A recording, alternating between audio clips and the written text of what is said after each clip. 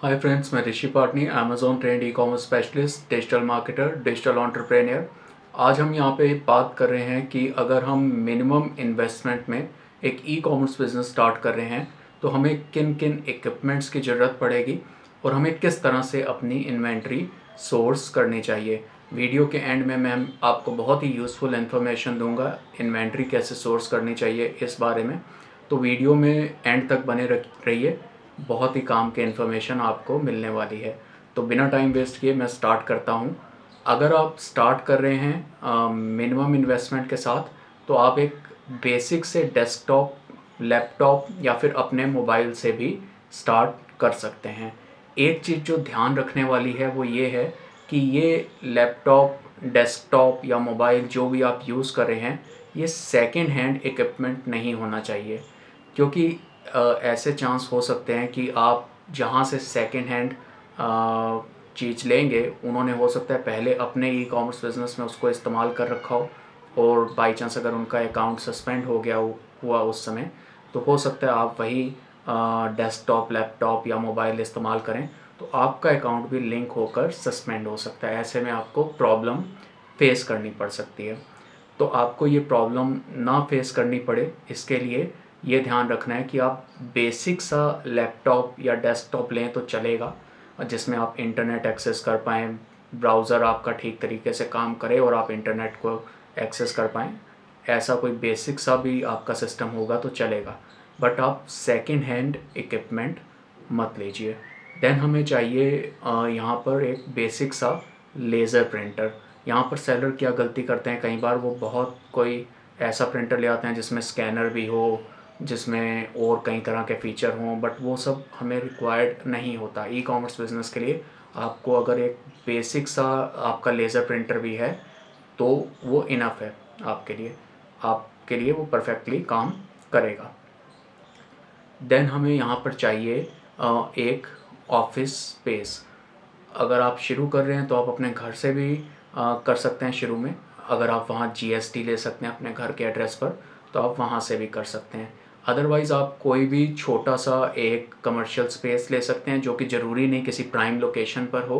वो कहीं भी साइड में कोई छोटा सा स्पेस सस्ता जहाँ आपको मिले, वहाँ आप ले सकते हैं। सिर्फ एक चीज़ ध्यान रखने वाली है कि यहाँ पर पिकअप आपका आसानी से हो जाए। अगर अमेज़ॉन का प्रोडक्ट वहाँ तक डिलीवर हो सकता है तो वहाँ से पिकअप भी हो जाएगा। आप ये देख लें कि अमेज़ॉन का प्रोडक्ट वहाँ तक डिलीवरी आती है या नहीं आती। अगर आती है तो वहाँ से पिकअप भी आसानी से हो जाएगा। एक चीज़ और, ये वीडियो खास करके उन सेलर्स के लिए जो अमेज़ॉन पे बिज़नेस स्टार्ट कर रहे हैं, तो मैं बार बार अमेज़ॉन पे फोकस करूँगा। देन हम पैकिंग मटेरियल कहाँ से लेंगे, तो अमेज़ॉन का पैकिंग मटेरियल आपको अमेज़ॉन पे ही अवेलेबल है। आप अमेज़ॉन से बाय कर सकते हैं। अमेज़ॉन की सर्च बार में आप जाके लिखेंगे ब्रांडेड पैकिंग मटेरियल, और आपको पैकिंग मटेरियल वहाँ पे अवेलेबल हो जाएगा।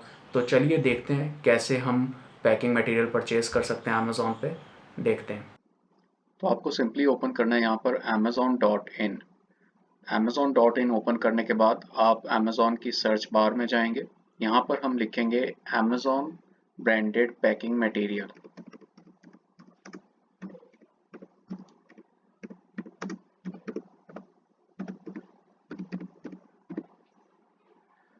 सो amazon ब्रांडेड पैकिंग मटेरियल आप लिखेंगे तो काफ़ी सारा पैकिंग मटेरियल आप देखेंगे आपके सामने आ जाएगा। आप इसमें से अपने प्रोडक्ट्स के अकॉर्डिंग चूज़ करके अपने लिए यहाँ से पैकिंग मटेरियल परचेज कर सकते हैं। ऐसे ही आप अमेज़ॉन ब्रांडेड पैकिंग बॉक्स लिखेंगे तो अलग से बॉक्स आ जाएंगे जिस पे अमेज़ॉन की ब्रांडिंग होगी।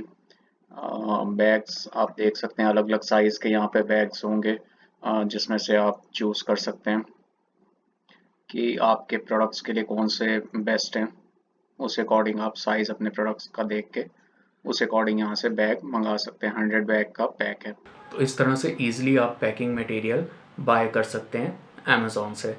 देन आपको चाहिए एक स्केल और एक वेट मशीन।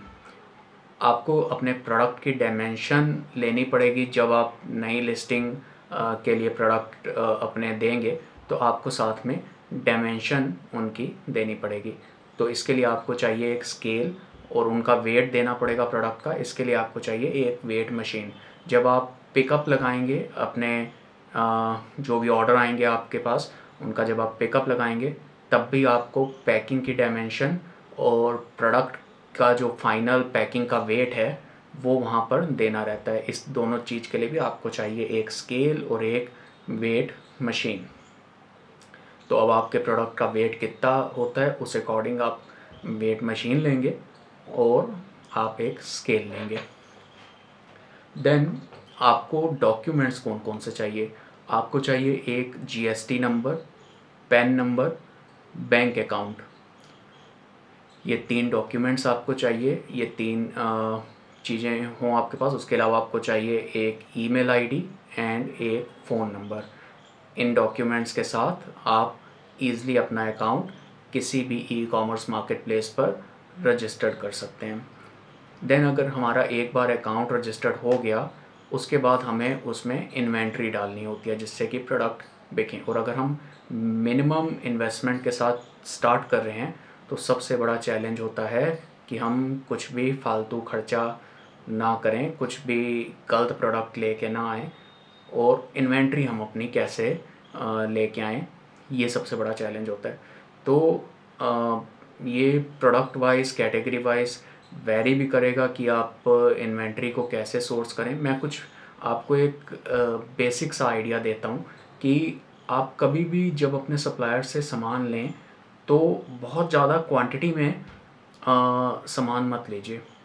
शुरू में सिर्फ छोटी सी क्वांटिटी लीजिए और अपने सप्लायर से बात कर लीजिए कि अगर ये प्रोडक्ट चला इन फ्यूचर मैं आपसे ज़्यादा क्वांटिटी में लूँगा तो आप मुझे क्या क्वांटिटी डिस्काउंट देंगे।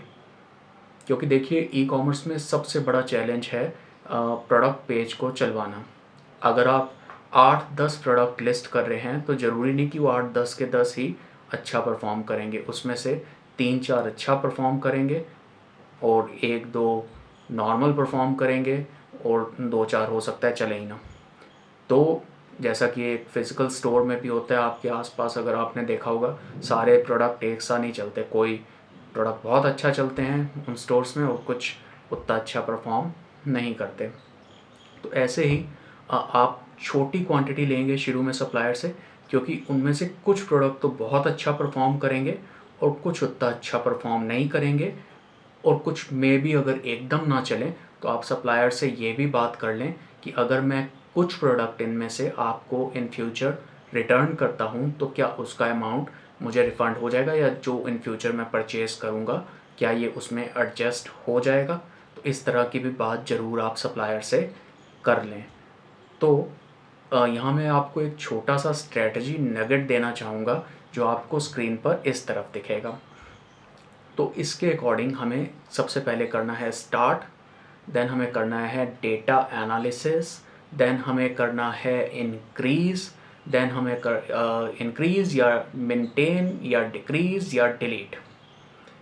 ठीक है, तो ये एक्शन हमें लेने हैं based on the data analysis. Okay, तो हम जैसा कि मैंने आपको बताया स्टार्ट करेंगे छोटी क्वांटिटी के साथ। छोटी क्वांटिटी लेंगे हम सप्लायर से, उसके बाद जो हमारा डेटा जनरेट होगा सेल होने के बाद उसको हम एनालाइज करेंगे। Based on the data analysis हम क्वांटिटी इन फ्यूचर या तो इंक्रीज़ करेंगे या फिर कुछ प्रोडक्ट पेजेस को चलने में थोड़ा ज़्यादा टाइम लगता है।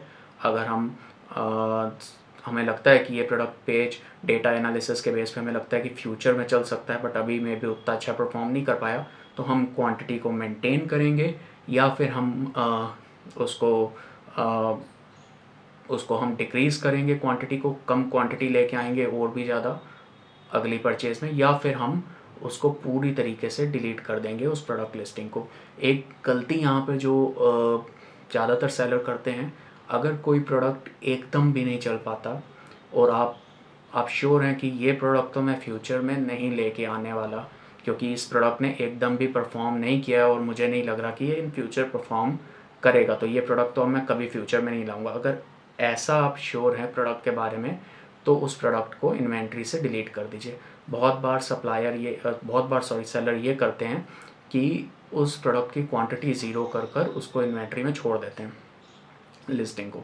बट अगर लिस्टिंग को छोड़ने का कोई फ़ायदा नहीं, अगर आप फ्यूचर में एकदम भी आप नहीं लाने वाले उस प्रोडक्ट को, तो उस लिस्टिंग को डिलीट कर दीजिए।